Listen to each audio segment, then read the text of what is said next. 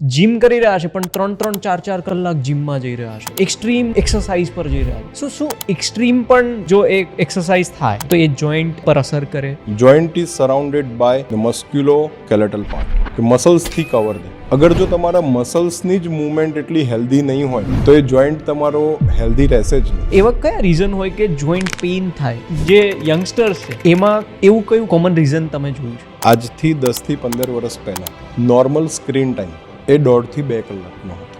તમે અત્યારનો ડેટા જોશો તો અત્યારનો એવરેજ સ્ક્રીન ટાઈમ એ 7.5 થી 9 કલાક. 7.5 થી 9 કલાક કોઈ બી ડિજિટલ ડિવાઇસ તમે યુટિલાઇઝ કરતા હો એ તમારા બોડીની અંદર બહુ બધી જગ્યાએ અફેક્ટ કરતા હોય, હેડથી લઈને ટો સુધી. અત્યારે રેસ્ટને પણ એક વીકનેસ તરીકે માનવામાં આવે છે તો એના માટે તમે શું કહેશો? Mental stress is directly and is equivalent to physical pain. Robotic surgery એના વિશે શું કહેશો તમે? સ્ટાર્ટ થઈ ગયું છે ઇન્ડિયાની અંદર આર્થ્રોસ્કોપી. હવે એ શું હોય?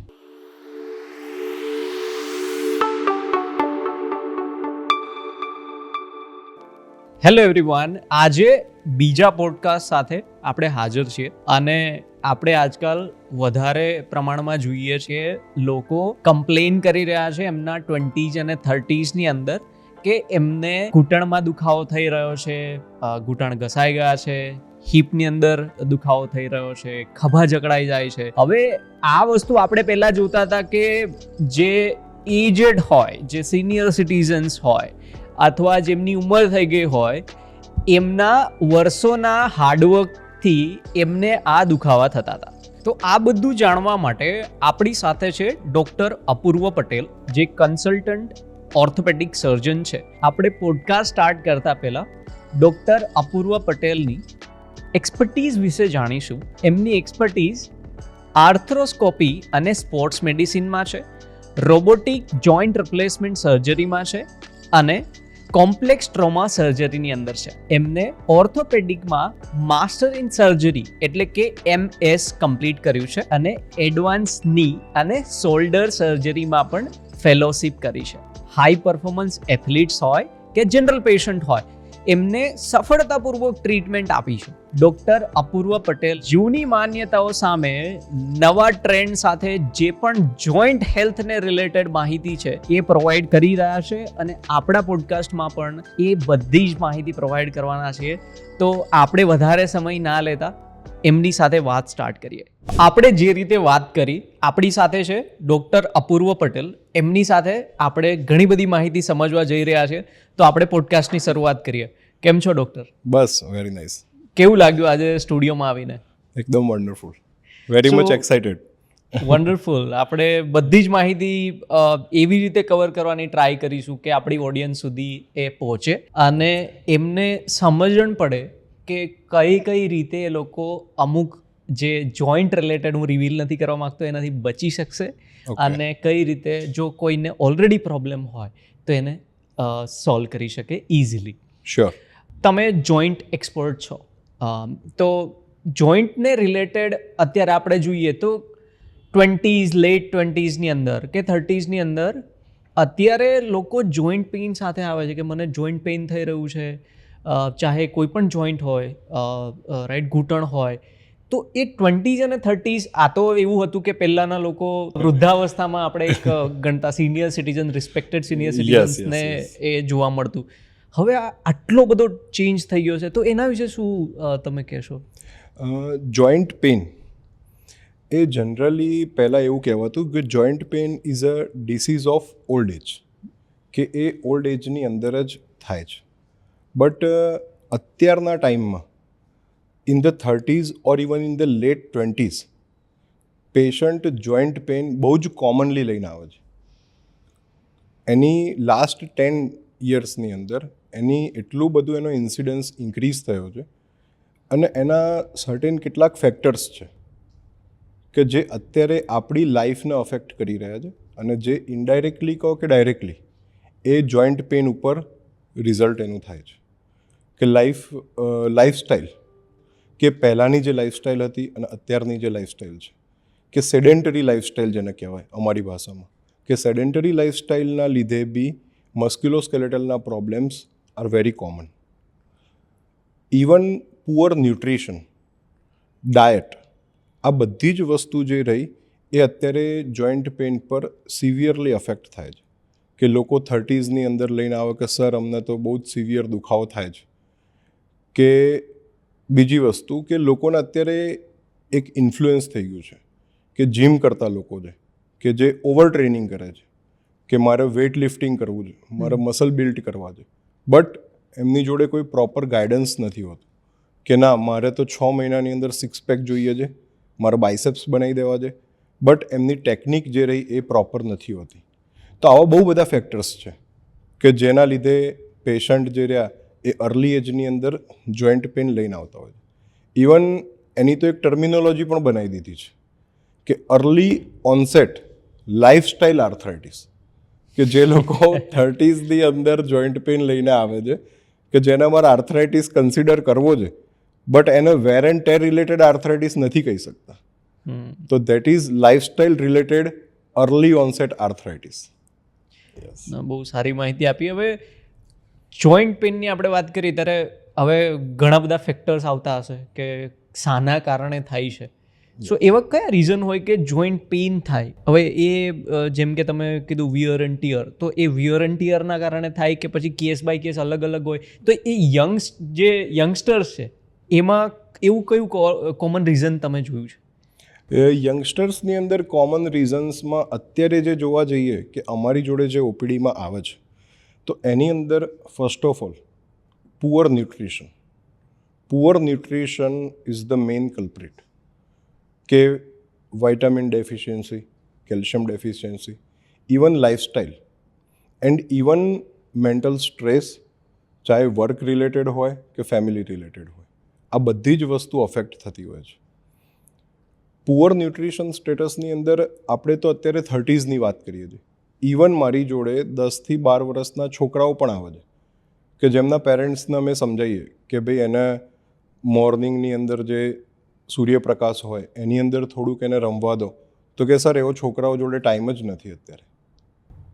તો એ પેરેન્ટ્સ કમ્પ્લેન લઈને આવવા અમારી જોડે કે સર રાત્રે કે બહુ જ દુખાવો થાય છે એમ કરીને રડવા લાગે છે.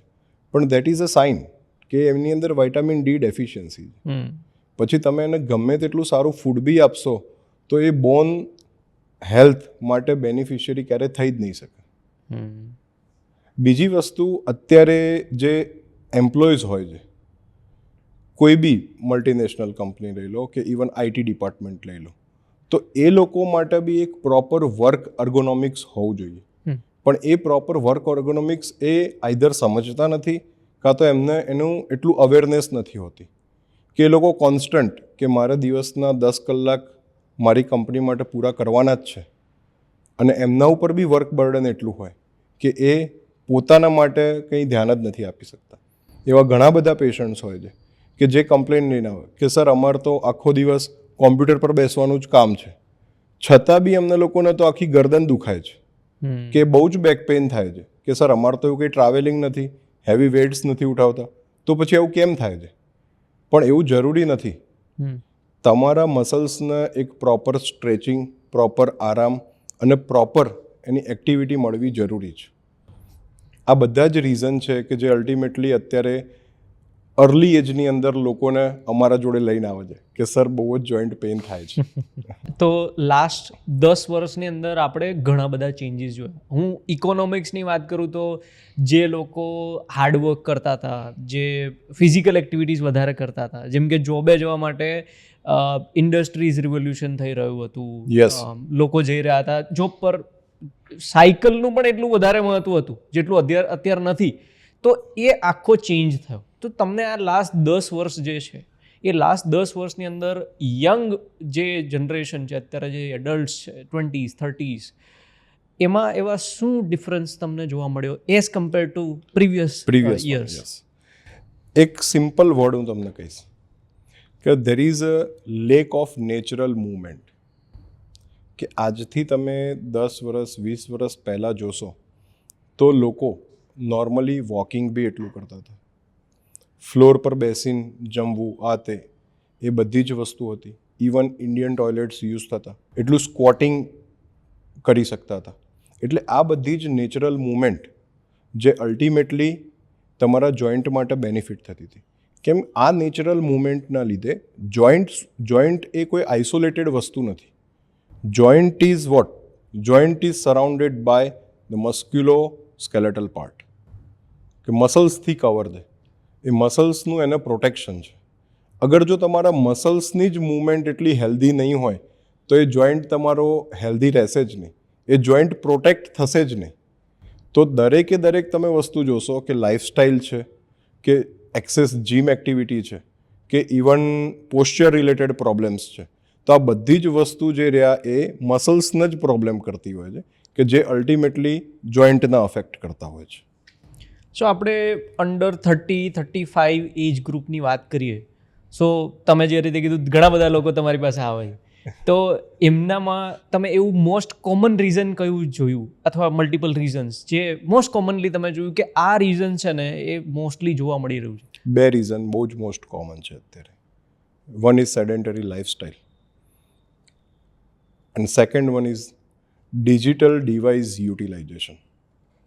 લોકોનો અત્યારે ડિજિટલ ડિવાઇસ યુઝ કરવાનું એટલું વધી ગયું છે કે એ બી તમને અત્યારે અર્લી જોઈન્ટ પેન કે અર્લી ઓર્થોપેડિક પ્રોબ્લેમ્સ લઈને આવતા હોય છે પેશન્ટ. એક એક્ઝામ્પલ આપું તમને કે આજથી 10થી 15 વર્ષ પહેલાં નોર્મલ સ્ક્રીન ટાઈમ એ 1.5 થી 2 કલાકનો હતો. તમે અત્યારનો ડેટા જોશો તો અત્યારનો એવરેજ સ્ક્રીન ટાઈમ એ 7.5 થી 9 કલાકનો છે.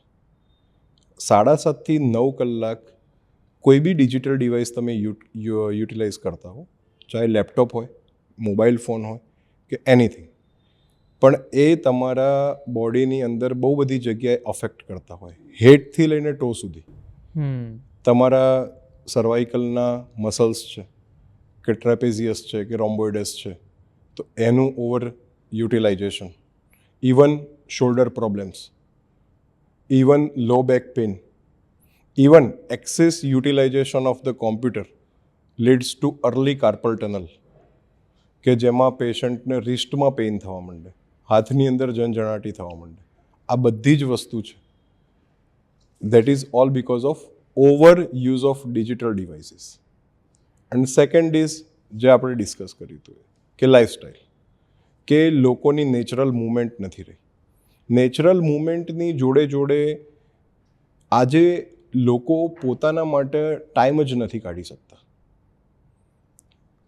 દરેકે દરેક વ્યક્તિના રૂટીનમાં એક પર્ટિક્યુલર ટાઈમ હોવો જ જોઈએ કે જેની અંદર એ પોતે સ્ટ્રેચિંગ કરતો હોય, કે યોગા કરતો હોય, કે મેડિટેશન કરતો હોય, કે જેનાથી એની બોડીના દરેકે દરેક મસલ્સ એ એક્ટિવ રહેતા હોય.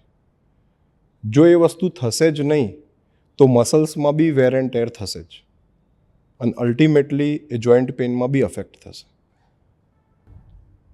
સો આપણે 2 વસ્તુની વાત કરી, એક લાઇફસ્ટાઇલની વાત કરી કે લાઇફસ્ટાઇલ ઘણી ખરાબ થઈ ગઈ છે અત્યારે. યસ. અને બીજી વાત કરીએ આપણે કે સ્ક્રીન ટાઈમ આપણે ઇન્ક્રીઝ થઈ રહ્યો છે અત્યારે લોકોનો, કેમ કે ડિજિટલ ડિવાઇસીસ ઇન્ક્રીઝ થઈ રહ્યા છે ડે બાય ડે. હવે પહેલાં લોકો દિવાલમાં જોઈ ઘડિયાળ જોઈને જોતા હતા, પછી હાથમાં પહેરવાની ઘડિયાળ આવી, હવે ડિજિટલ ઘડિયાળ આવી. એટલે જે ટ્રેન્ડ છે એ બદલી રહ્યો છે, ચેન્જ થઈ રહ્યો છે. Yes. અને ટ્રેન્ડના કારણે લોકો પણ ડિવાઇસીસ યુઝ કરતા થઈ રહ્યા છે. જેમને ટેબ્લેટની જરૂર નથી એ લોકો ટેબ્લેટ લઈને યુઝ કરી રહ્યા છે. એટલે ડેફિનેટલી એ થઈ રહ્યું છે. પણ હવે આ 2 વસ્તુ છે એની આપણે ઓવરઓલ ઇફેક્ટ સમજ્યા કે એની જોઈન્ટ પર જેટલા પણ જોઈન્ટ્સ છે બોડીની અંદર એમાં પેઇન થાય અથવા એના પર ઇફેક્ટ થાય, પણ એના ડાયરેક્ટ કયા કોરિલેશન હોય કે એના એવા કયા કારણો હોય કે જેના કારણે એ જોઈન્ટ પેઇન પર આવી જાય? યસ, લાઈક 2 વસ્તુ આપણે ડિસ્કસ કરી, એક digital device utilization and second is lifestyle. આ બંને વસ્તુની અંદર તમે એક વસ્તુ કોમન જોશો તો આજના ટાઈમમાં લોકો બેસી જ રહે છે. સિટિંગ બહુ જ વધી ગયું છે. Sitting is the new smoking nowadays. તો ડાયરેક્ટ કોરિલેશન તમે જોવા જશો તો ડાયરેક્ટ કોરિલેશન એવું છે કે લાઇફસ્ટાઇલની અંદર પહેલાં 10 વર્ષ કે 15 વર્ષ પહેલાં લોકો શું કરતા હતા કે મોર્નિંગની અંદર બી એ લોકો કોઈ પણ એમના કામ માટે જાય તો બાય વોક જતા હતા કે સાયકલ લઈને જતા હતા. તો એનાથી તમારા બોડીના જોઈન્ટ્સ જે રહ્યા એની મૂવમેન્ટ ચાલુ રહેતી હતી. ઇવન મસલ્સ જે રહ્યા એ મસલ્સ બી એટલા ટ્રેન થતા હતા. અત્યારે એ વસ્તુ થતી નથી. અત્યારે ઇવન આપણે લોકો પણ અગર ટાઈમ નથી આપતા તો તમે શું કરશો કે સવારે તમે લોકો ઉઠ્યા, તમારું રૂટીન તમે કરી દીધું, એના પછી તમે તમારા વર્કમાં જતા રહેશો. વર્ક પ્લેસ પર અત્યારે એટલું બધું સ્ટ્રેસ છે કે એ લોકો વર્ક પ્લેસ પર એમના વર્ક સિવાય કોઈ વસ્તુ માટે ટાઈમ નથી આપી શકતા. સાંજે જાય, ફેમિલી ટાઈમ આપે, દેટ્સ ઇટ, તમારો દિવસ પતી ગયો. તો આની અંદર તમારા જોઈન્ટની કેર 10 વર્ષ પહેલાં ઓટોમેટિકલી તમારા લાઈફસ્ટાઈલથી જ થતી હતી કે તમારે એના માટે અલગથી કોઈ સમય નહોતો આપવો પડતો કે મારે જોઈન્ટ કેર કરવા માટે સમય આપવો પડશે. પણ અત્યારે અમે પેશન્ટને કહીએ છીએ કે તમારે સમય આપવો પડશે, તમારે દિવસનો 1 કલાક તમારા બોડી માટે આપવો પડશે. તો આ એક ડાયરેક્ટ અફેક્શન છે કે જે થઈ શકે કે આના લીધે જે લાઈફસ્ટાઈલ છે કે ન્યુટ્રિશન છે, ઇવન પ્રોસેસ્ડ ફૂડ આજના ટાઈમની અંદર કે પહેલાં જે લોકો ખાતા હતા અને અત્યારે જે લોકો ખાય છે, અત્યારના પ્રોસેસ્ડ ફૂડની અંદર કોઈ ન્યુટ્રિશન જ નથી હોતા. તમારો મસલ કે તમારા બોડીની અંદર જોઈન્ટ લઈ લો, મસલ લઈ લો, મસ્ક્યુલોસ્કેલેટલનો કોઈ પણ પાર્ટ લઈ લો, એ યુટિલાઇઝ થાય છે. તો એને હિલિંગ માટે, એને સરખું થવા માટે એને કંઈક તો ન્યુટ્રિશન સબસ્ટન્સ તો જોઈશે ને. એ તમને મળતા જ નથી. તમારા પ્રોસેસ્ડ ફૂડની અંદર only and only lots of carbs, deficient in the protein and in the fibre also. તો એ મસલને જો એ ફ્યુલ જ નહીં મળે તો એ રિકવર જ નહીં થઈ શકે. હવે આપણે એક બીજી એક્સ્ટ્રીમ સાઈડ જોઈએ તો એક કેટેગરી એવી છે કે જે વર્કઆઉટ જ નથી કરતા, કસરત જ નથી કરતા. સવારે મોર્નિંગ થાય એટલે એક રૂટીન સેટ છે, સવારનો નાસ્તો કરવો, જોબ પર જવું, રિટર્ન આવવું, ટિફિન બપોરે છે એ રાતે છે અને જમી લેવું અને રાતે ફેમિલી સાથે ટાઈમ સ્પેન્ડ કરીને રિલેક્સ કરવો. સો આ એક બહુ જ કોમન આપણે જોતા હોઈએ છીએ આજકાલ ફેમિલીઝની અંદર. હવે આ એક કેટેગરી છે. બીજી કેટેગરી છે કે જે લોકો એક્સ્ટ્રીમ જઈ રહ્યા છે, એટલે કે જીમ કરી રહ્યા છે પણ 3-4 કલાક જીમમાં જઈ રહ્યા છે, એક્સ્ટ્રીમ એક્સરસાઇઝ પર જઈ રહ્યા છે. શું એક્સ્ટ્રીમ પણ જો એક એક્સરસાઇઝ થાય તો એ જોઈન્ટ પર અસર કરે? યસ, 2 વસ્તુ કહીશ આની અંદર આ ક્વેશ્ચન્સ માટે તમારા.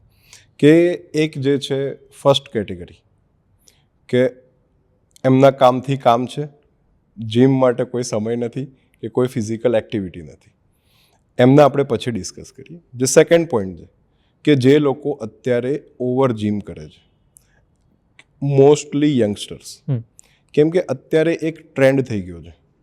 ચાહે તમે ઇન્ફ્લુએન્સર ટ્રેન્ડ કહી દો કે કોઈ પણ ટ્રેન્ડ કહી દો, કે લોકોને કેવું છે કે આ અત્યારે વસ્તુ ટ્રેન્ડમાં છે તો મારે કરવી છે. બટ એ કરવી જોઈએ, દેટ ઇઝ એડવાઇઝેબલ. અમે બી કહીએ છીએ કે જીમ કરવું જોઈએ, બટ એક પ્રોપર ગાઈડન્સમાં કરવું જોઈએ, કે પ્રોપર ટ્રેનિંગ જોડે કરવું જોઈએ. તમારી જોડે લેક ઓફ નોલેજ છે, બરાબર. દરેક જીમમાં જતા માણસ જોડે પ્રોપર મસલની એક્શન કે બાયસેપ્સની એક્શન શું છે, ટ્રાયસેપ્સની એક્શન શું છે, કઈ ટ્રિકી મૂવમેન્ટ થાય છે, એ એની જોડે નોલેજ એને ગેઇન કરવું જોઈએ. હા, તમે ગેઇન કર્યા પછી અંડર પ્રોપર ગાઈડન્સ તમે ગ્રેજ્યુઅલી તમે જીમ કરી શકો છો. પણ જે લોકોને ઓવરનાઇટ રિઝલ્ટ જોઈતું હોય છે કે મારે તો 3 મહિનાની અંદર જ એકદમ બોડી બિલ્ડર બની જવું છે, તો એ વસ્તુ તમને ડેમેજ કરી શકે. અને એમાં બી અલ્ટિમેટલી જીમની અંદર મેં જોયું છે કે લો બેક પેઇનના પ્રોબ્લેમ, એટલે મસલ્સ રિલેટેડ પ્રોબ્લેમ જે રહ્યા દેટ ઇઝ મોર કોમન. પછી અપર બેક પેઇન હોય કે લોઅર બેક પેઇન હોય, કે વેઇટ લિફ્ટિંગની અંદર કોમનલી થાય કે ડિસ્કનો પ્રોબ્લેમ થયો સ્પાઇનમાં, કે જે કહેવાય છે કે ગાદી બહાર આવી જવી, નસ પર દબાણ કરવું, તો એ વસ્તુ બહુ કોમન છે. એક્સ્ટ્રીમ કન્ડિશન્સની અંદર ઓલ્સો જોઈન્ટની અંદર લિગામેન્ટને પણ ડેમેજ એ લોકો કરતા હોય છે કોઈક વાર. ઘણા બધા જીમ એક્ટિવિટી કરવાવાળા લોકો, ઇવન ટ્રેનર્સ, એ બી અમારી જોડે આવતા હોય છે. એ લોકો બી પેશન્ટ મોકલતા હોય છે કે સર અમને તો નીની અંદર બહુ જ પેઇન થાય છે, અમે લોકોએ બધું કરાવડાયું પણ એ સોલ્વ થતું નથી, અત્યારે હવે એ કરી શકતા નથી એક્સરસાઇઝ. તો પછી એને ઇવેલ્યુએટ કરીએ તો કંઈક ના કંઈક એવો જર્ક આવ્યો હોય કે એવી એક પર્ટિક્યુલર કોઈ મુવમેન્ટની અંદર એના પર જોર આવી ગયું હોય અને ડેમેજ થયું હોય એવું બની શકે છે. એટલે જીમ કરવું જોઈએ, but with proper guidance and with proper training. તમે અંધાધૂંધ જીમ કરશો તો એ અલ્ટિમેટલી તમે ક્યારેક ને ક્યારેક તો ડેમેજ કરશો જ. અને જે લોકો, જે ફર્સ્ટ કેટેગરી છે કે જે લોકો કશું જ નથી કરતા અત્યારે, એટલે કે જીમ રિલેટેડ કોઈ એક્ટિવિટી નથી કરતા, એમની લાઈફસ્ટાઈલ સાચવી રાખે છે, તો એ લોકોને જ્યારે પણ એવી કોઈ સ્ટ્રેનિયસ એક્ટિવિટી આવશે તો એ વખતે ડેમેજ થવાના ચાન્સીસ બહુ જ વધી જશે. હવે એ લોકોની લાઈફસ્ટાઈલ જ એવી છે કે એ લોકો કોઈ પર્ટિક્યુલર ટાઈમ આપતા નથી. ખાવાનું છે, ઓફિસ વર્ક કરવાનું છે, રાત્રે જઈને જમવાનું છે, રિલેક્સ કરવાનું છે. તો આ બધાના લીધે તમારા બોડી વેટ પર બી અફેક્ટ થાય. બોડી વેટના લીધે ઇનડાયરેક્ટલી એ જોઈન્ટ પેઇન પર બી અફેક્ટ થાય. ઇવન તમારા મસલ્સ જે રહ્યા એ બી એટલા ટ્રેન્ડ નથી હોતા, કેમ કે કોઈ એક્ટિવિટી નથી હોતી. પછી ઘરની અંદર અચાનકથી એક ખાલી પાણી ભરેલી ડોલ પણ ઉચકવામાં આવે તો બી બીજા દિવસે ઓર્થોપેડિક જોડે આવે કે સર આ તો કમર પકડાઈ ગઈ છે. પણ તમે અગર જો પ્રોપરલી રૂટીનમાં અગર તમારા મસલ્સને ટ્રેન કરતા જશો તો એ પ્રોબ્લેમ તમારે ફેસ નહીં કરવો પડે. એટલે આ બધી જ વસ્તુ છે કે જે અલ્ટિમેટલી તમારી જોડે નુકસાન કરે છે. યસ. હવે આપણે વાત કરીએ રીતે એક ઓબેસિટી છે, પછી સ્ટ્રેસ છે, હવે આ બધી વસ્તુ અને ખોટી ડાયટ છે. હવે ત્રણેય વસ્તુ એવી છે કે જે ખાલી આપણે ઓર્થોપેડિકની વાત કરીએ જેના માટે નહીં, ઓવરઓલ હેલ્થ માટે પણ એક નુકસાનકારક છે. કેમ કે લાઈફની અંદર આપણી ડેઇલી રૂટીનની અંદર એક્સરસાઇઝ એ બહુ મોટો ભાગ ભજવે છે અને કરવી જ જોઈએ. પણ આપણે છતાંય જોઈએ છે કે ઘણી વખત ફાઇનાન્શિયલ સિચ્યુએશનના કારણે કરતા હોય લોકો, કે ઘણી વખત બીજી કોઈ પરિસ્થિતિ, lack of motivation. Lack of motivation. Very good sir એ શબ્દ આપવા માટે. તો એની કોઈ જોઈન્ટ પર અસર હોઈ શકે? Definitely. All the three things જે તમે કીધી છે અત્યારે, the first one is obesity, second one is stress and the third one is the food or poor nutrition. આ બધી જ વસ્તુ તમે જોશો તો એ ઇન્ટરલિંક છે. ડાયરેક્ટલી આપણે ઓબેસિટીથી કવર કરીએ કે ઓબેસિટીની સિમ્પલ લેંગ્વેજમાં કહું તો તમારા શરીરનું વજન જે તમારું હોવું જોઈએ એના કરતાં વધારે હશે, તમે ઊભા રહેશો તો એ તમારા જોઈન્ટ પર અફેક્ટ કરશે જ, કે જે ડાયરેક્ટલી વેઇટના લીધે કોન્ટેક્ટમાં આવે છે. લાઈક એક્ઝામ્પલ ની જોઈન્ટ, કે ઘૂંટણની અંદર દુખાવો એ બહુ કોમન છે ઓબેસિટીમાં. અમારી જોડે જે લેટ 40s કે 50sમાં બી પેશન્ટ આવતા હોય છે તો એના મેં પહેલું એડવાઇસ શું કરીએ છીએ કે તમે વજન ઉતારો. અને ઘણા બધા પેશન્ટ એવા છે કે જે વજન ઉતારવાથી પેઇન જે છે સબસાઇડ બી થઈ જાય છે. સેકન્ડ, ઓબેસિટી એ મસ્ક્યુલોસ્કેલેટલ પોર્શન, મસલ્સને વીક કરવાની અંદર એનો બહુ મોટો રોલ છે. થર્ડ વન, કે ઓબેસિટી હશે પેશન્ટની અંદર તો ઓબેસિટીના લીધે એ એક્ટિવિટી બી કરવાનું એટલું પ્રિફર નથી કરતા, પછી કે જેટલી એક્ટિવિટી નોર્મલી કરી શકે, એક આળસ આવી જાય છે શરીરની અંદર, તો એના લીધે બી આ વસ્તુ થઈ શકે. બટ ઓબેસિટીના લીધે જે વેટ ગેઇન થયો છે તમારો, એ વેટ ગેઇન એ ડાયરેક્ટલી જ તમારા બોડી વેટ ઉપર જોર નાખશે. કેમ કે આજે નોર્મલ પોઝિશનમાં તમે બેઠા છો તો તમારા ની જોઈન્ટ પર જેટલું જોર પડે છે, તમે સિટિંગ પોઝિશનમાં જશો તો એ જે ઘૂંટણ પર જોર પડે છે એ 4 થી 5 ગણું થશે. અને જ્યારે તમે સીડી ચડો છો કે સીડી ઉતરો છો તો ત્યારે જે એ જોર પડે છે એ તમારા શરીરના 10 થી 15 ગણું પ્રપોર્શનેટ થઈ અને ઘૂંટણ પર જોર પડતું હોય છે. એટલે જેટલું વજન વધારે એટલું જોઈન્ટ પેઇન વધારે. સેકન્ડ ઇઝ સ્ટ્રેસ, કે અત્યારે બધાને જ સ્ટ્રેસફુલ લાઈફ છે. કોઈ બી પ્રોફેશન લઈ લો તમે અને કોઈ બી એજ ગ્રુપ લઈ લો, ચાહે ફાઇનાન્શિયલ સ્ટ્રેસ હોય, ફેમિલી સ્ટ્રેસ હોય કે વર્ક રિલેટેડ સ્ટ્રેસ હોય. Mental stress is directly and is equivalent two physical pain. કે પેશન્ટની અંદર અમારી ટર્મિનોલોજીમાં એક વર્ડ છે, સાયકોસોમેટિક સિમ્ટમ્સ ડેવલપ કરે છે. એન્ડ થર્ડ, અનહેલ્ધી ફૂડ, આપણે પુઅર ન્યુટ્રિશન નથી કહેવું આ વખતે, અનહેલ્ધી ફૂડ. અનહેલ્ધી ફૂડમાં ઓછા ન્યુટ્રિશનવાળું ફૂડ બી આવી ગયું, કે જંક ફૂડ પણ આવી ગયું, એ બધી જ વસ્તુ. હવે જે આ ફૂડ છે એ તમે લેશો તો એ ન્યુટ્રિશન તો ઓછા આપશે જ, સાથે સાથે એ વેટ ગેઇન બી કરાવશે. વેટ ગેઇન અલ્ટિમેટલી અફેક્ટ કરશે જોઈન્ટ પેનને. પુઅર ન્યુટ્રિશન મળશે એ બી તમારા બોન જે રહ્યા એને વીક કરશે, એના લીધે બી જોઈન્ટ પેઇન થશે. એટલે આ જે છે 3 factor, stress, obesity and food, આ બધા જ એક ઇન્ટરકનેક્ટેડ ફેક્ટર્સ છે. જો આને તમે સોલ્વ કરશો ને તો એ અર્લી જે 20s અંદર 30s અંદર જે પ્રોબ્લેમ્સ થાય છે એ થશે જ નહીં. અને જનરલી બી જોઈન્ટ પેઇન એ ઓલ્ડ એજમાં જ આવવું જોઈએ, કે જે વેર એન્ડ ટેર રિલેટેડ જ હોવું જોઈએ. પણ અત્યારે આ બધું આપણે એક્વાયર્ડ કર્યું છે. લાઈફસ્ટાઈલ તો આપણે એક્વાયર્ડ કરી છે, એ ફૂડ તો આપણે એક્વાયર્ડ કરેલું છે. એવું તો છે નહીં કે તમને કોઈ જોર જબરદસ્તીથી આપે છે, તમે તમારી ચોઈસથી લો છો અને એના લીધે એ તમારે પ્રોબ્લેમ કરે છે. એટલે અત્યારે એ અવેરનેસ ક્રિએટ કરવી બહુ જ જરૂરી છે. હવે આપણે એ જ ડિરેક્શનમાં જોઈએ તો હોર્મોનલ ચેન્જીસ હોય અથવા મેટાબોલિક કોઈ ડિસઓર્ડર્સ હોય. હવે ઘણા લોકોને એસિડિટી એક્સ્ટ્રીમ હોય કે પછી ડાયજેશન રિલેટેડ ઇશ્યુઝ હોય કે ઓવરઓલ તમે મેટાબોલિક ઇશ્યુઝ કોઈ પણ કહી શકો. તો એને જો ઓવરલુક કરવામાં આવે, જેમ કે કોઈ એ સપ્લિમેન્ટ લે છે પણ એમને એ સપ્લિમેન્ટ એ બોડી પર અસર કરી પણ રહ્યા છે કે નથી કરી રહ્યા, વી ડોન્ટ નો.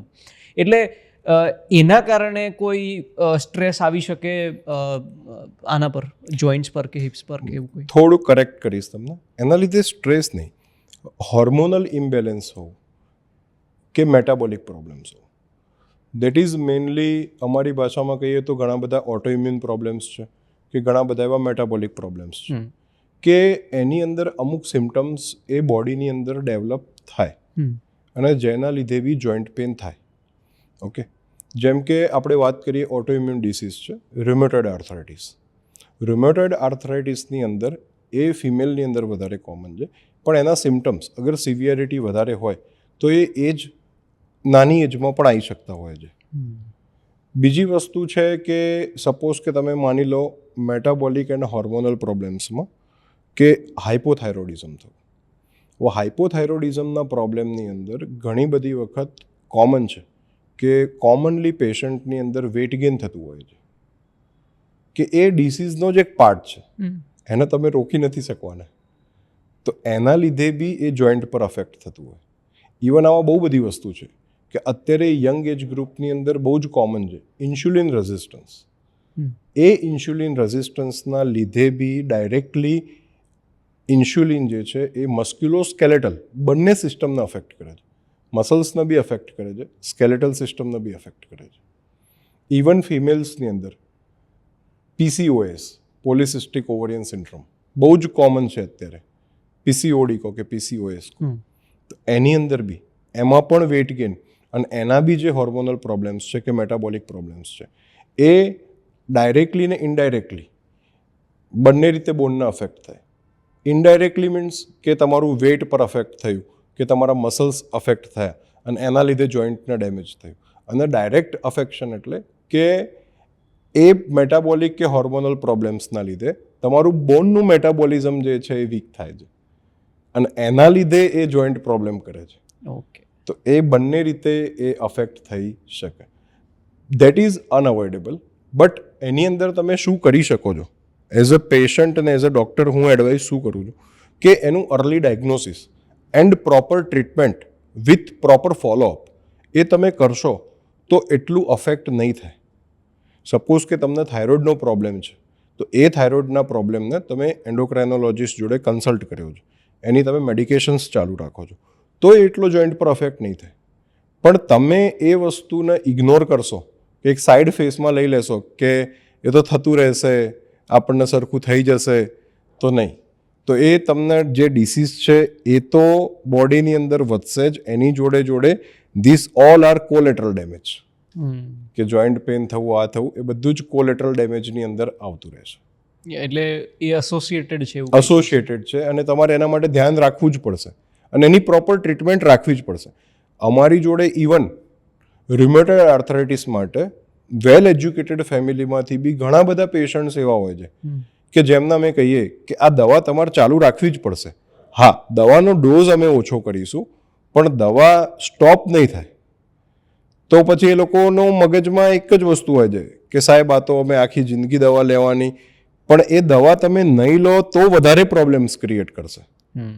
એ દવા તમે લો ડોઝમાં ચાલુ રાખશો તો તમને બોડીમાં બીજા બધા પ્રોબ્લેમ્સ નહીં આવે. હવે આપણે જ્યારે જોઈન્ટ્સની વાત કરીએ ત્યારે જો first symptoms anybody can have is કે એમને પેઇન થાય, પરસિસ્ટન્ટ પેઇન. પરસિસ્ટન્ટ પેઇન થાય. યસ. તો હવે એને અર્લી ડાયગ્નોસિસ કરવું હોય કે ભાઈ જોઈન્ટમાં કોઈ ઇસ્યુ ડેવલપ થઈ રહ્યો છે અથવા એમને કોઈ નુકસાન થયું છે અથવા વધારે થઈ રહ્યું છે, તો અર્લી ડાયગ્નોસિસ આપણે કઈ રીતે કહી શકીએ અને કઈ રીતે લોકો જાણી શકે કે એમને માની લો કોઈને 10-15 દિવસ પેઇન થયું કે મહિના દિવસ સુધી કન્સિસ્ટન્ટ પેઇન છે, તો એમને ક્યારે એવું થવું જોઈએ કે ના હવે મારે એકવાર ડૉક્ટરને બતાવી દેવું? Very good question. એકચ્યુઅલમાં કેટલાક રેડ ફ્લેગ્સ છે કે અમુક આ વસ્તુ છે એ તમારે દિમાગમાં રાખવી જ જોઈએ. મેં જે તમારો ક્વેશ્ચન સ્ટાર્ટ થયો ત્યારે એક વર્ડ કીધો, પરસિસ્ટન્ટ પેઇન. કે પેઇન એ તમને મોર દેન 24 અવર્સ રહે છે, તો તમારે એને નિગ્લેક્ટ નહીં કરવાનું. તમારે એને થોડુંક કન્સિડર કરવું પડે કે આ પેઇન મને શેના લીધે છે. 24 અવર એટલા માટે કહું છું કેમ કે ઘણી બધી વખત સપોઝ કે જીમ એક્ટિવિટી કરતા હોય તો મસલ સોરનેસ થતી હોય. Muscle soreness is a different thing and joint pain is a different thing. But તમને અગર એ સોરનેસનું પેઇન હશે તો એ રેસ્ટ જોડે કે પ્રોપર હાઇડ્રેશન જોડે અને અમુક ડ્યુરેશન 24 કે 36 અવર્સ પછી એ ધીરે ધીરે સબસાઇડ થઈ જશે અને તમે તમારી રૂટીન એક્ટિવિટી એઝ યુઝ્યુઅલ કરવા લાગશો.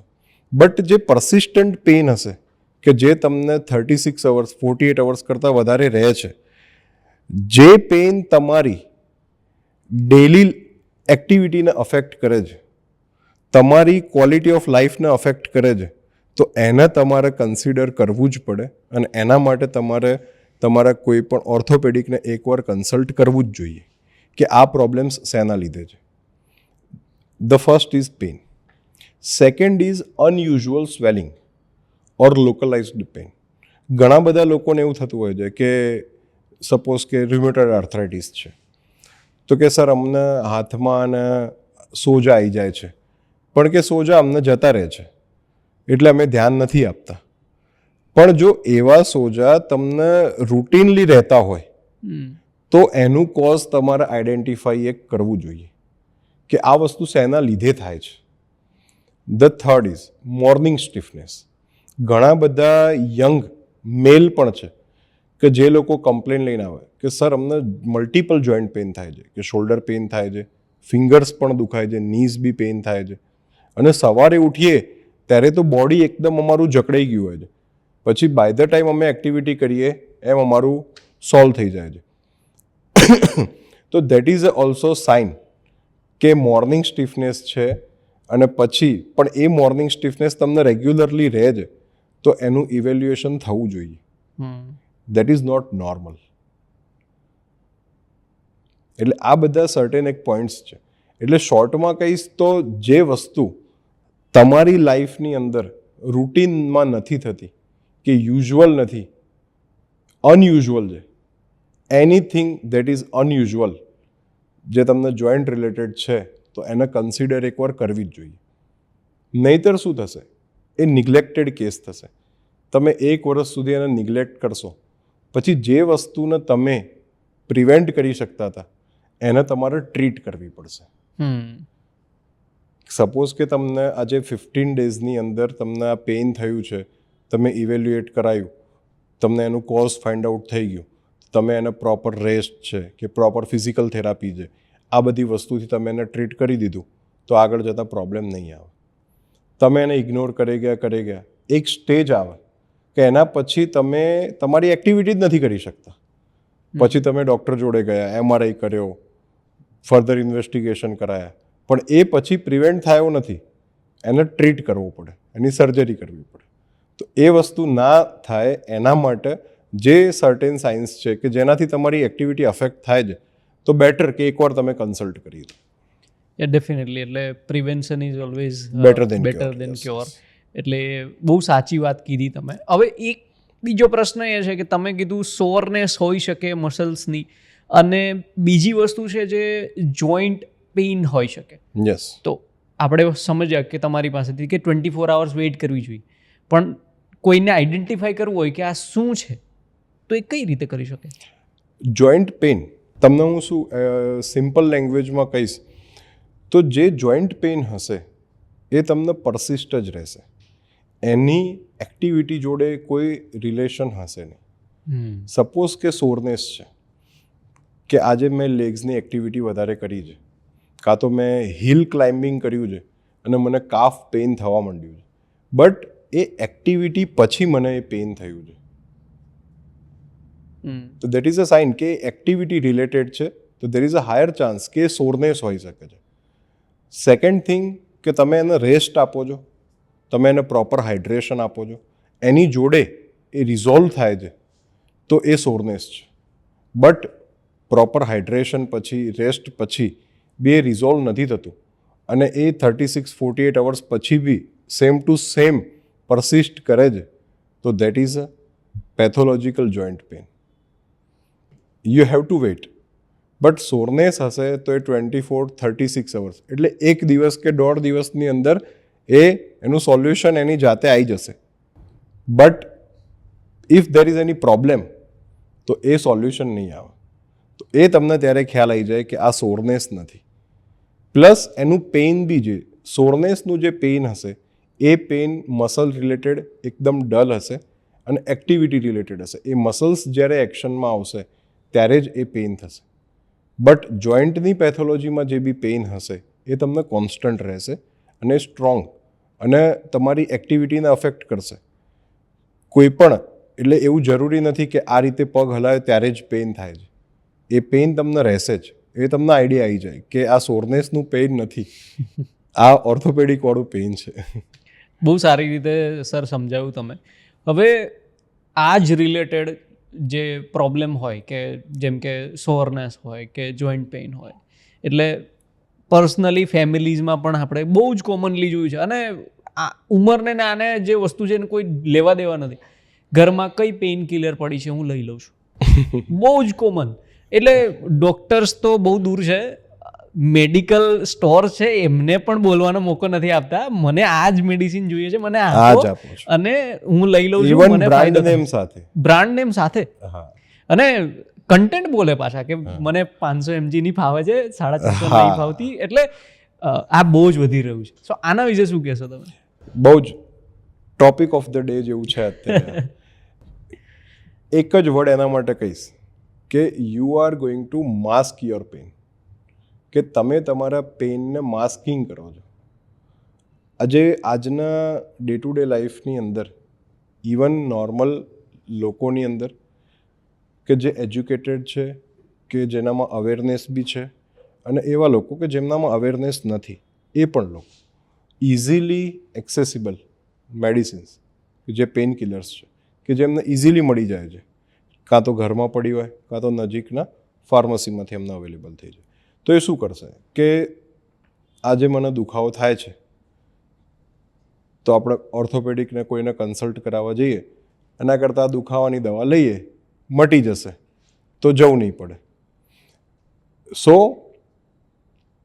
With the pain killers you are going to mute the problem, you are not solving the problem.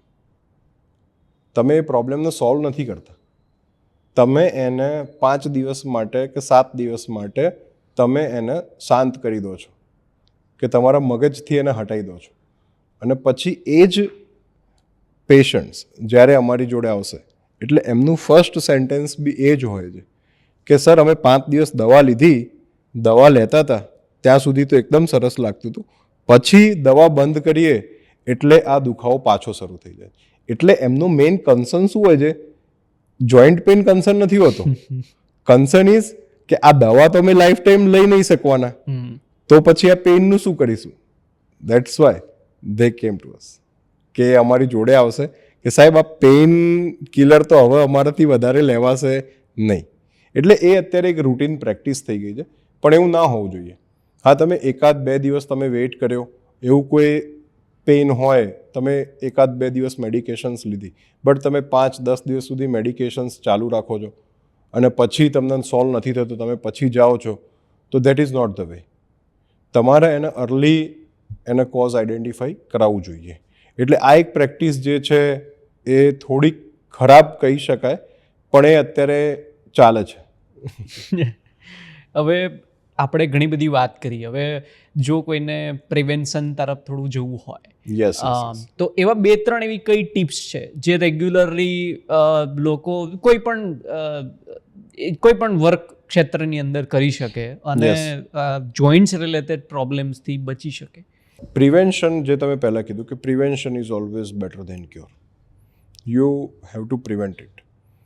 તમે એક તો કે તમારી જે આપણે વસ્તુ સ્ટાર્ટિંગ ડિસ્કશન જેનાથી સ્ટાર્ટ કર્યું કે કઈ વસ્તુથી આ થાય છે, એને જ તમારે, જે ઇટિયોલોજી કહેવાય અમારી ભાષામાં, એ ઇટિયોલોજીને જ તમારે સ્ટોપ કરવી પડે કાં તો ચેન્જ કરવી પડે.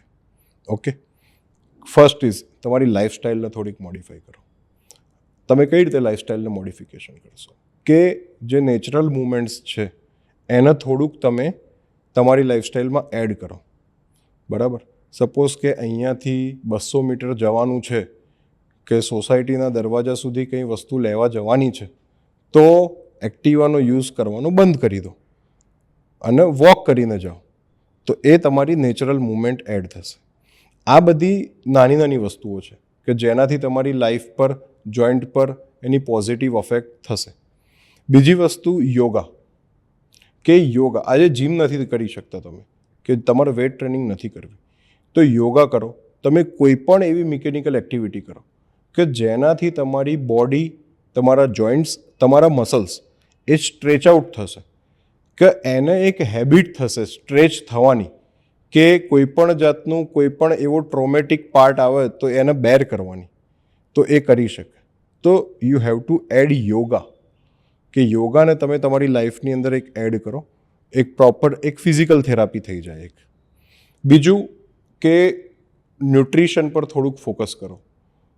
આ બધી વસ્તુ જે છે કે પ્રોસેસ ફૂડ જે એ બધું જે અમુક તમે લઈ શકો, પણ એની ક્વોન્ટિટી તમે એ રીતે જ રાખો કે વિટામિન ડી છે, કેલ્શિયમ છે, કે જે એનરિચ્ડ ફૂડ છે એ તમારે ઘરે જે છે એ લેવા જોઈએ.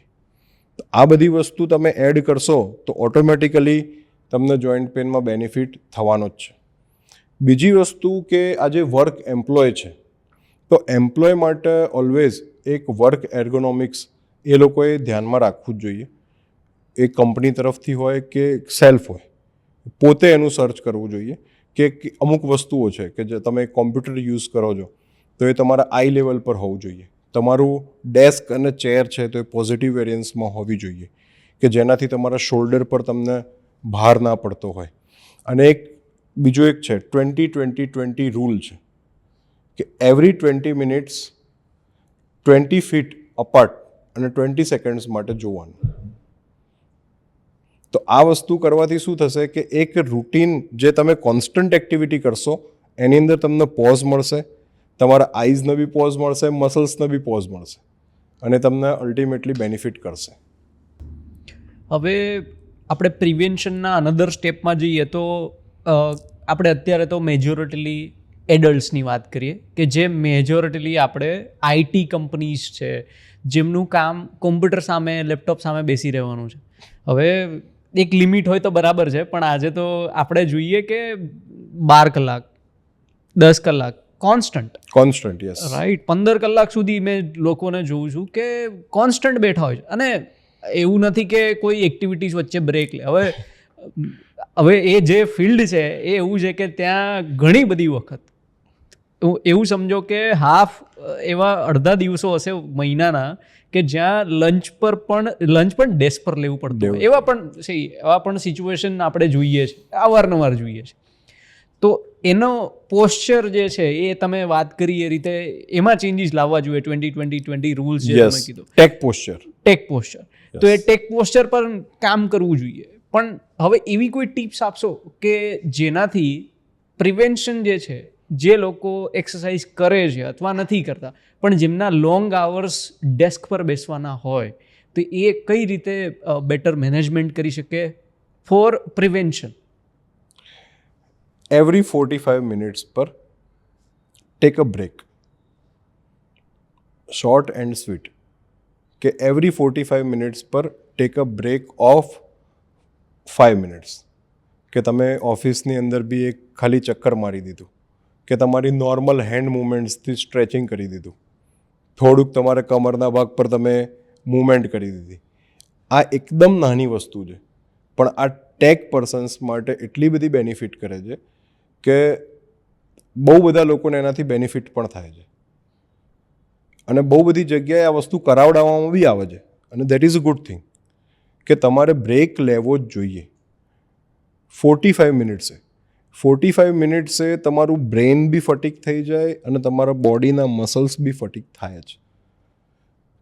તો અલ્ટિમેટલી તમે જોવા જાઓ ને તો આ પ્રિવેન્શનની જે આ ટીપ છે કે એવરી 45 મિનિટ્સે તમારે બ્રેક લેવો જોઈએ, તો એનાથી તમે તમારા એમ્પ્લોયની વર્ક એફિશિયન્સી એ ઇન્ક્રીઝ બી કરો છો, એની જોડે જોડે તમારા વર્ક જે એમ્પ્લોય છે એના હેલ્થ માટે બી તમે બેનિફિટ કરો છો.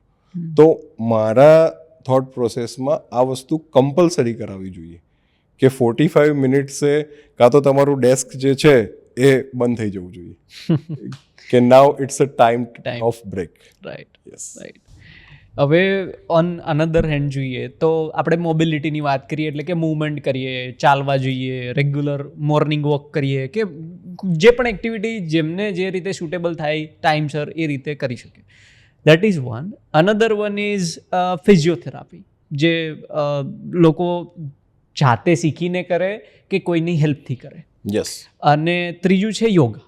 હવે આ ત્રણ વસ્તુ એવી છે કે જે ઘરે બેઠા પણ થઈ શકે અને ઘરની આજુબાજુ પણ થઈ શકે. એના માટે કોઈ જગ્યાએ જવાની સ્પેસિફિક, જેમ કે જીમ છે તો એમાં બહાર જવું પડે, તો આવી વસ્તુઓ છે જેમાં બહુ વધારે મૂવમેન્ટ કરવાની જરૂર ના હોય. શું આ પ્રિવેન્શન સ્ટેપ ગણી શકાય જોઈન્ટ્સ અને ઓવરઓલ જોઈન્ટ્સ રિલેટેડ પ્રોબ્લેમ્સ માટે? યસ. અને આપણે કહી શકીએ પ્રિવેન્ટિવ સ્ટેપ્સની અંદર કે જે તમે ત્રણ વસ્તુનું ડિસ્કશન કર્યું કે એક નોર્મલ મોબિલિટી, કે જે નોર્મલ એક્ટિવિટી છે કે વોકિંગ થઈ ગયું કે કોઈ પણ ફિઝિકલ એક્ટિવિટી થઈ ગયું. બીજું વસ્તુ થઈ ગયું કે યોગા થઈ ગયું. અને third is the physiotherapy or physical therapy. આ બધી જ વસ્તુ એ પ્રિવેન્શનના પાર્ટમાં જ આવશે. પણ આજે લોકો ફિઝિકલ થેરાપીને પ્રિવેન્શનની રીતે લેતા નથી. ફિઝિયોથેરાપી એ પણ એક પ્રિવેન્ટિવ ટૂલ જ છે. જે લોકો આજે કેવું છે કે લોકોને સમજાવવું પડે છે કે લોકો મારી જોડે ઓપીડીમાં આવ્યા કે એમને કંઈક પ્રોબ્લેમ છે કે જે પ્રિવેન્ટેબલ છે, પણ એના માટે પ્રોપર એમના મસલ્સને ટ્રેન કરવાની જરૂર છે. તો વી એડવાઇઝ કે તમારે ફિઝિયોથેરાપી કરાવવાની જરૂર છે. તો એ પૂછશે એમને કે સર કેટલા દિવસ કરાવવાની છે? પણ એવું નથી.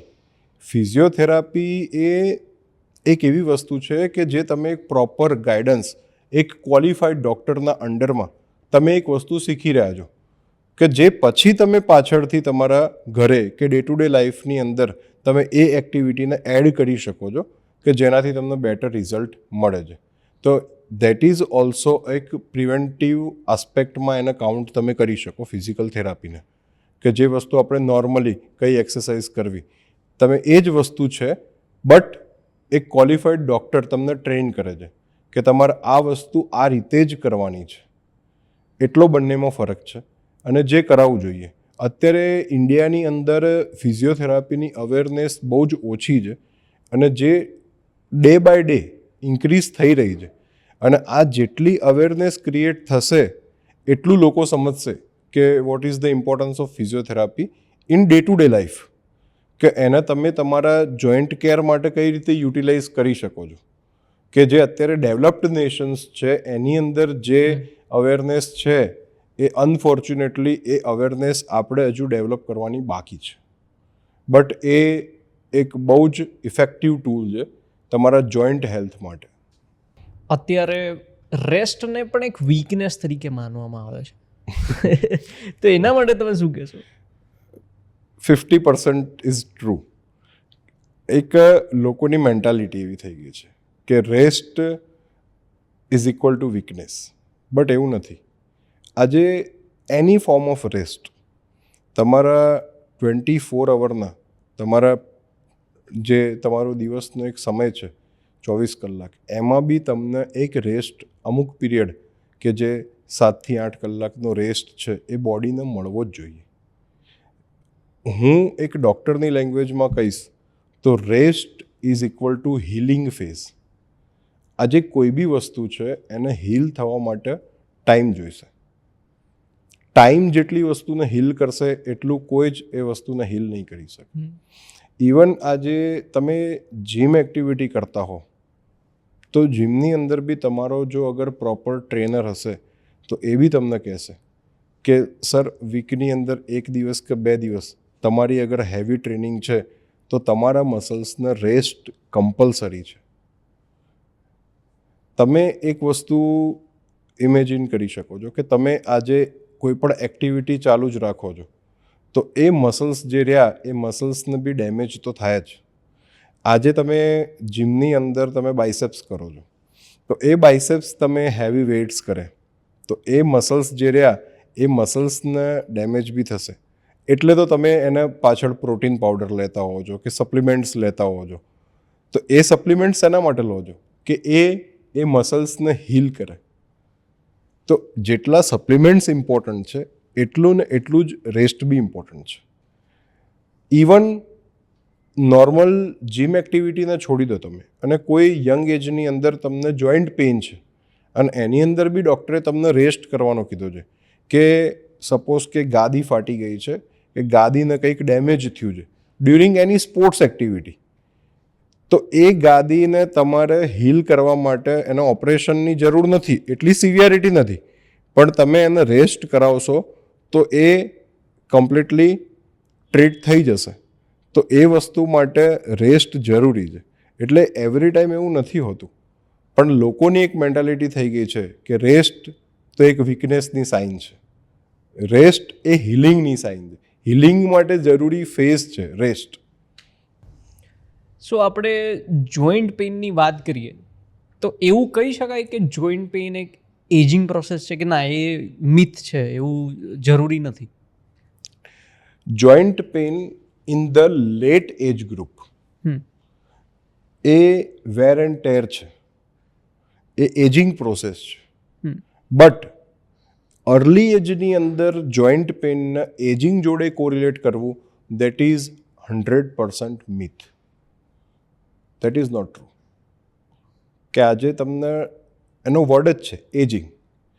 30 ઇઝ નોટ ધ એજ. આજે નોર્મલ લાઈફ એક્સપેક્ટન્સી ઇન્ડિયાની અંદર તમે જોવા જાઓ તો અબોવ 70 છે.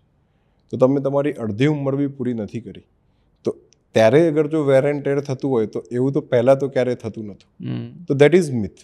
હા, બટ તમારા 50s 60sની અંદર તમને જોઈન્ટ પેઇન થાય છે અને તમને વેર એન્ડ ટેર છે, એજ રિલેટેડ ઓસ્ટિયોઆર્થરાઇટિસ છે, તો that is due to the ageing.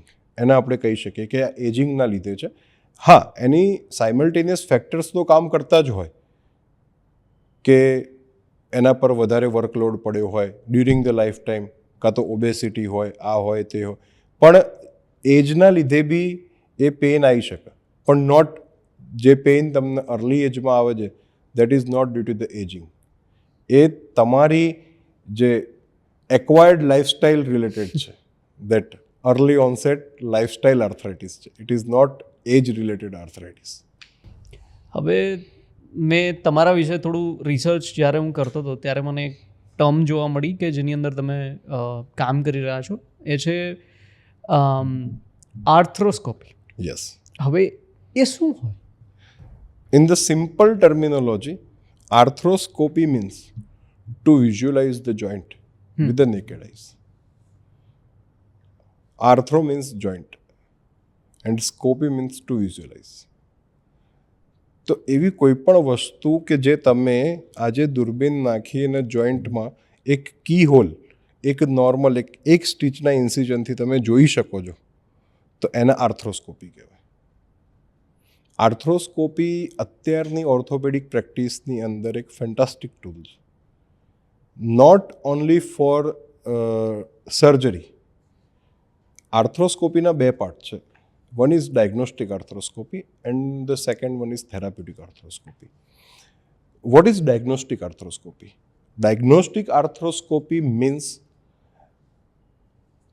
to diagnose any joint related problem you go for arthroscopy.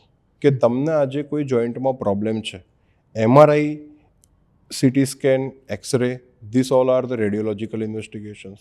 એનું બી રિપોર્ટિંગ થાય, ડૉક્ટર એની અંદર જોવા, કંઈક ઇન્ટરપ્રિટેશન કરે, બટ તમે નેકેડ આઈથી નથી જોતા.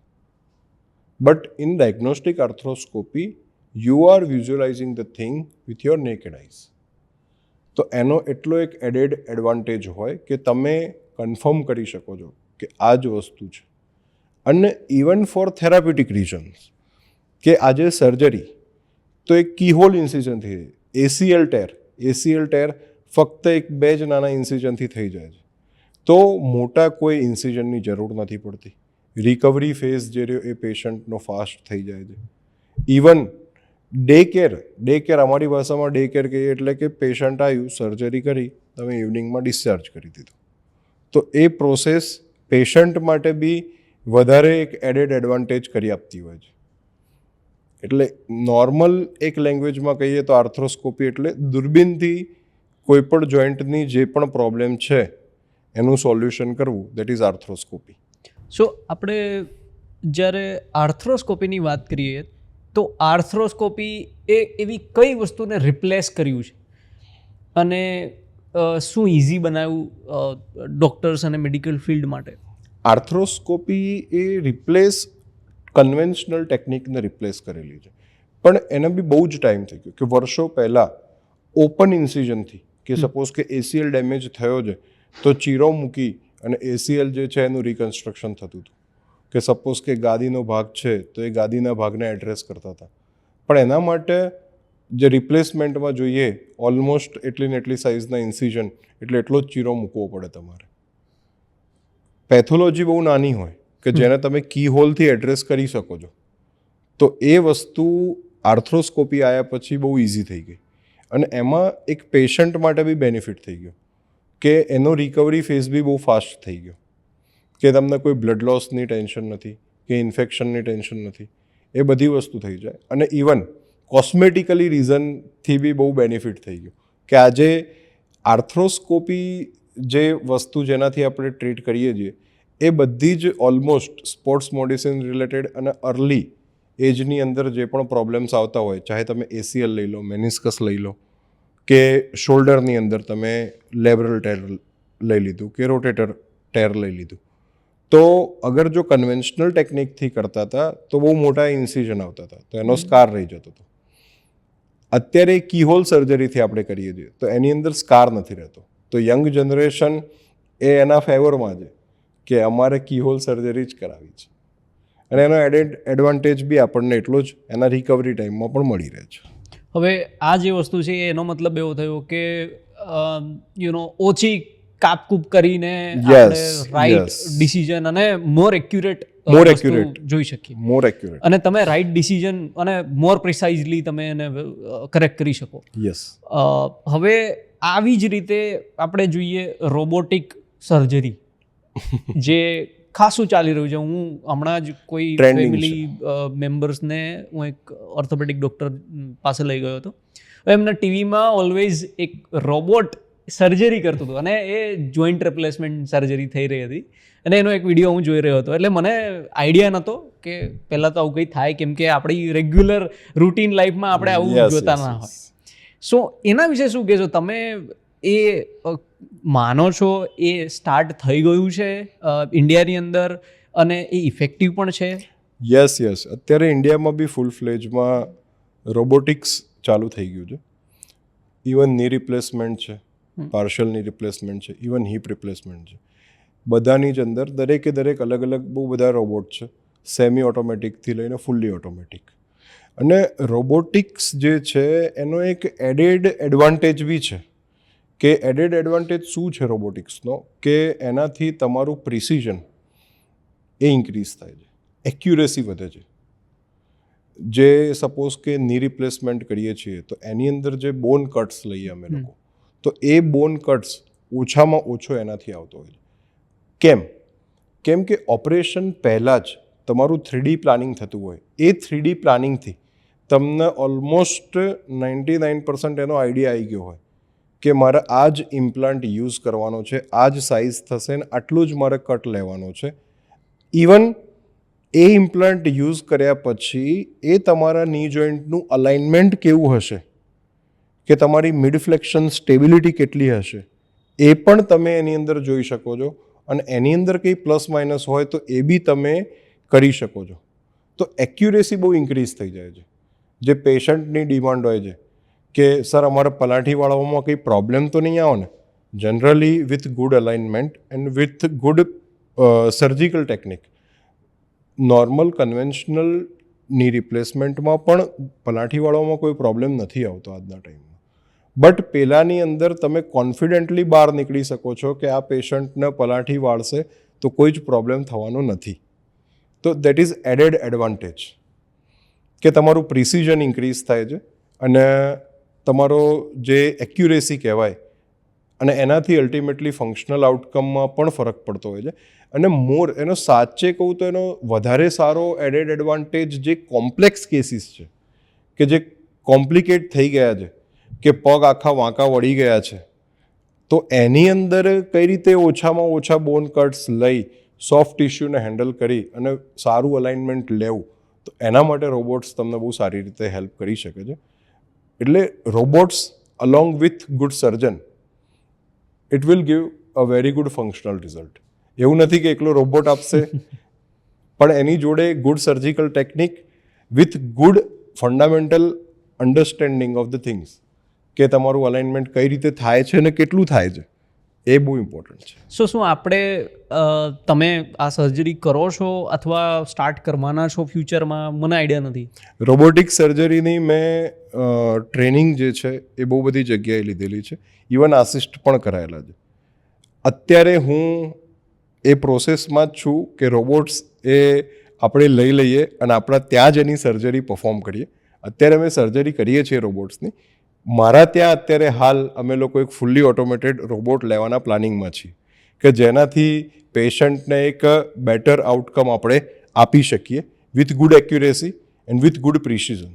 એટલે અત્યારે હું સર્જરી કરું છું, પણ અત્યારે કેવું છે કે મારી ખુદની હોસ્પિટલની અંદર આપણે એ પરફોર્મ નથી કરી શકતા, કેમ કે રોબોટ્સ એ બહુ જ કોસ્ટલી આવતા હોય છે. શું એ ટ્રેડિશનલ જે સર્જરી કરો એટલે ટ્રેડિશનલ મેથડ્સ જે છે એનાથી તમને રિઝલ્ટ એક્યુરેસી આપે કે પછી ખાલી એવું કહી શકાય કે લેસ પેઇનફુલ હોય, કે તમે જે રીતે કીધું કે પલાઠી વાળીને બેસી શકે, જે મૂવમેન્ટ્સ આફ્ટર સર્જરી જે મૂવમેન્ટ્સ હોય એને ઇન્ક્રીઝ કરી મોર ફ્લેક્ઝિબલ કરી શકાય. સો એમાં એવા કયા કયા બેનિફિટ તમે કોર ફીચર, કેમ કે તમે કીધું અત્યારે તમે એ પ્લાન કરો છો લેવાનો, તો એવા કયા ફીચર્સ છે જે તમે ટાર્ગેટ કરી રહ્યા છો? મેઇન મને જે લાગે છે આમાં કેવું છે કે આ થોટ પ્રોસેસમાં ડૉક્ટર ટુ ડૉક્ટર વેરિએશન હોય છે, બટ મારું જે થિંકિંગ છે કે એનો added advantage in compare to conventional technique એ શું છે કે જે કોમ્પ્લેક્સ કેસીસ છે એ કોમ્પ્લેક્સ કેસીસની અંદર with minimal damage to bone and soft tissue તમે કઈ રીતે એને હેન્ડલ કરો છો અને કઈ રીતે સારું અલાઇનમેન્ટ લો છો, એની અંદર રોબોટ્સ તમને એક એક્સ્ટ્રીમ બહુ જ સારી હેલ્પ કરી શકતા હોય છે. કે તમારી જોડે એક પ્રી ઓપરેટિવલી પિક્ચર તમે ક્લિયર કરી શકો છો કે ભાઈ પેશન્ટનો પગ પહેલાં આટલો વાંકો વળતો હતો, તો હું આ ઇમ્પ્લાન્ટ યુઝ કરીશ તો આટલું બોન કટ થશે, તો પગ આટલો સીધો થશે. આ થોડીક ટ્રિકી લેંગ્વેજ છે, બટ એટલું હું શોર્ટમાં કહીશ કે રોબોટનો એડેડ એડવાન્ટેજ 110% છે જ in compare to conventional technique. અત્યારે એક જ એનો ડ્રોબેક છે કે એ થોડુંક એની કોસ્ટ જે રહી એ કન્વેન્શનલની કમ્પેરમાં ઇન્ક્રીઝ થઈ જાય છે, કેમ કે રોબોટનું મેન્ટેનન્સ લઈ લો કે એના ડિસ્પોઝેબલ્સ લઈ લો અને એની ટેકનિક માટે અને એના માટે થઈને થોડીક એની કોસ્ટ જે રહી એ કન્વેન્શનલની સામે ઇન્ક્રીઝ થતી હોય છે. બટ કોમ્પ્લેક્સ કેસીસ માટે 110% you have to go for robotic TKR. So જે લોકો, હવે આપણે એ વાત કરીએ જ્યાંથી આપણે સ્ટાર્ટ કર્યું હતું, જે 30s છે, લેટ 20s ને લોકોને જોઈન્ટ રિલેટેડ પ્રોબ્લેમ્સ થઈ રહ્યા છે, તો એમના માટે તમે શું એક સમરાઇઝ એડવાઇસ આપશો કે જેનાથી એ લોકો આ બધા પ્રોબ્લેમ જો ફ્યુચરમાં થવાના હોય તેનાથી બચી શકે? યસ, એના માટે હું 3 થી 4 વસ્તુ જ કહેવા માગીશ એક જ શોર્ટ સેન્ટેન્સની અંદર. Acquired good life with good food and with good mobility and always add preventive steps in your life, કે જેનાથી તમારે ટ્રીટમેન્ટ સુધી ના પહોંચવું પડે. અને always understand your red flags, કે તમને પરસિસ્ટન્ટ પેઇન છે, સ્વેલિંગ છે, તો always go for consultation. Even gym કરતા લોકો માટે બી, કે તમને એવું લાગે છે કે આ જીમ એક્ટિવિટી પછી મને પેઇન રહે છે, તો એવું ના વિચારશો કે this is natural and normal. Go and treat it. Don't use painkillers to mute your problems. Please solve your problems. That's it. Definitely તમે બહુ જ સારી અને બહુ જ પ્રિસાઇઝલી માહિતી આપી, અને હું બિલીવ કરું છું કે જે પણ આપણા વ્યુઅર્સ છે એમને આ માહિતી હેલ્પફુલ થશે. આપણે ઘણી બધી એવી વાતો કરી કે જેના કારણે લોકો પ્રોબ્લેમ્સથી બચી શકે, અને એ જ સૌથી મોટું ઇમ્પોર્ટન્ટ સ્ટેપ જે આપણે જોઈએ કે તમે કોઈ પ્રોબ્લેમથી બચી શકો એ વધારે આગળ પડે કે પ્રોબ્લેમ આવ્યા પછી એને સોલ્વ કરવા કરતા. Yes yes. હવે મેડિકલ ટર્મ્સમાં તો જે રીતે આપણે ઓર્થોપેડિક ટર્મ્સની અંદર વાત કરી, તો કાં તો તમે એનાથી બચી શકો, અને જો તમે એની જોડે જીવવાનું ચાલુ કરી દીધું અને પછી એને એક રેગ્યુલર રૂટીન બનાવી દીધું, તો એ પ્રોબ્લેમ પછી at the end of the day કે તમે સર્જરી પર જઈ રહ્યા છો અથવા કોઈ ટ્રીટમેન્ટ કે મેડિસિનથી એને સપ્લિમેન્ટ્સથી એમને સોલ્વ કરવી પડે. એટલે જે પણ તમે પ્રિવેન્શન ટેકનિક્સ કીધી, ઇન્ક્લુડિંગ એક્સરસાઇઝ કરવાની હોય કે પછી લાઇફસ્ટાઇલ બેટર કરવાની હોય, ફૂડ હેબિટ સુધારવાની, ન્યુટ્રિશન હોય, તો એ ખાસી હેલ્પફુલ થઈ. મને પણ એમાં ખાસી ઇન્ફોર્મેશન મળી. So thank you very much doctor Apurva. અને આપણે વ્યુઅર્સને ડેફિનેટલી આ વસ્તુ કહીશું કે તમને જો એવી કોઈ માહિતી જોઈતી હોય ઓર્થોપેડિક ને લઈને, ઓર્થોપેડિક સ્પેશિયલાઇઝેશનને લઈને, સો અમે ફરીથી આ જ પોડકાસ્ટનો સેકન્ડ એપિસોડ પણ પ્લાન કરીશું. જો તમને કોઈ એવી માહિતી એવી લાગે કે મને આ ક્વેશ્ચન છે પણ મને આનો આન્સર નથી મળી રહ્યો, અથવા કોઈ એવા ઇશ્યુઝ તમે ફેસ કરી રહ્યા હોય, તમે કોઈ જગ્યાએ જઈ રહ્યા હોય પણ તમને સોલ્યુશન ના મળતું હોય, સો ડેફિનેટલી કમેન્ટ સેક્શનની અંદર એમને મૂકજો. ડેફિનેટલી તમને જવાબ આપવાનો ટ્રાય કરીશું, અને જો કોઈ એ ટોપિક રિલેટેડ વ્યવસ્થા હશે તો એમને પોડકાસ્ટમાં પણ ઇન્ક્લુડ કરીશું, અને મેક શ્યોર કરીશું કે તમને રાઇટ માહિતી મળે અને આપણે પ્રિવેન્ટ કરી શકીએ, ક્યોર કરવાની જરૂર ના પડે. So thank you very much doctor Apurva Patel. તમે સ્ટુડિયોમાં આવ્યા અને આટલી બધી માહિતી આપી એના માટે આપણે ફરીથી મળીશું એની આપણે આશા રાખીએ. શ્યોર. Nice meeting.